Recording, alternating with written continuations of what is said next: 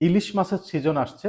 জেলেরা যেমন জাল এবং নৌকা নিয়ে রেডি হচ্ছে নদীতে নামার জন্য, ঠিক এই সময়ে একদল প্রতারক অনলাইনে প্রতারণার জাল বিছিয়ে যাচ্ছে।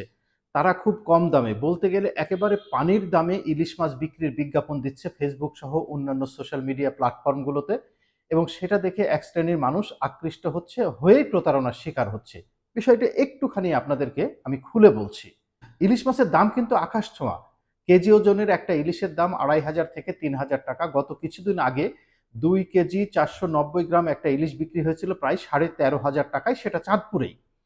অথচ অনলাইনে এই প্রতারকরা বিজ্ঞাপন দিচ্ছে ২ KG, ১.৫ KG, even ২.৫ KG, ৩ KG ওজনের ইলিশের প্রতিটার কেজি মাত্র ৪০০ থেকে ৫০০ টাকা। আর এই কম দামে অফার পেয়েই মানুষ হুমড়ি খেয়ে তাদের দিকে আকৃষ্ট হচ্ছে। যখনই মানুষ অনলাইনে এই ইলিশের অর্ডার করছে, তখন তারা অ্যাডভান্স টাকা চাচ্ছে কুরিয়ার এবং বরফ প্যাকেজিং এর জন্য। ৪০০, ৫০০ থেকে ১,০০০ এর মতো অ্যামাউন্টের তারা টাকা চায় অ্যাডভান্স হিসেবে, এবং এই অ্যাডভান্স টাকাটা না দিলে তারা কিন্তু মাছ পাঠায় না। অন্যান্য রিয়েল ব্যবসায়ীরা যেখানে বলে কোনো অ্যাডভান্স দিতে হবে না, এরা এরা ইনিয়ে বিনিয়ে মানুষকে প্রতারিত করার জন্য বলে তাদেরকে অ্যাডভান্স দিতে হবে কুরিয়ার খরচ, বরফ এবং প্যাকেজিং এর জন্য।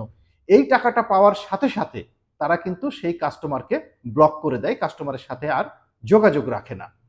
এই বিষয়ে প্রত্যেকের একটু সচেতন হওয়ার আমি আহ্বান জানাচ্ছি, সবাইকে রিকোয়েস্ট করছি, দয়া করে আপনারা আমার এই ভিডিওটি শেয়ার করুন। যদি আপনারা ভিডিওটি শেয়ার করেন তাহলে অনেক মানুষ প্রতারণার হাত থেকে বাঁচবে। প্রতিদিন হাজার হাজার মানুষ কম দামে ইলিশ কেনার আশায় এদের দ্বারা প্রতারিত হচ্ছে। এরা বিকাশের মাধ্যমে অ্যাডভান্স টাকাটা নিয়ে নিচ্ছে এবং অ্যাডভান্স টাকা পেলেই সেই নম্বরকে এরা ব্লক করে দিচ্ছে। এদের আপনি কোনোভাবেই ধরতে পারবেন না। এরা যে বিকাশের নম্বরটা দেয়, সেই নম্বরটা ট্রু কলারে আপনারা দিয়ে সার্চ করে দেখবেন, বেশিরভাগ ক্ষেত্রেই লেখা আছে বাটপার। তো চাঁদপুরের রূপালী ইলিশ বলে বিভিন্ন পেজ সোশ্যাল মিডিয়ায় যেগুলো বিজ্ঞাপন দিচ্ছে, তার ৯০ ভাগ হচ্ছে ভুয়া। ভুয়া চেনার সবচেয়ে বড় উপায় হচ্ছে, যারা অ্যাডভান্স চাইবে তারাই ভুয়া। আমি কয়েকটি রিয়েল পেজের মালিকের সাথে কথা বলেছি, তারা বলেছে যে আমরা যারা রিয়েল ব্যবসা করি তারা কখনো কোনো কিছুতেই কাস্টমারের কাছে অ্যাডভান্স চায় না। কিন্তু যারা ভুয়া কম দামে মাছ অফার করছে তারাই সবসময় অ্যাডভান্স চায়, অ্যাডভান্সটা পেলেই সেই কাস্টমারকে ব্লক করে দেয়।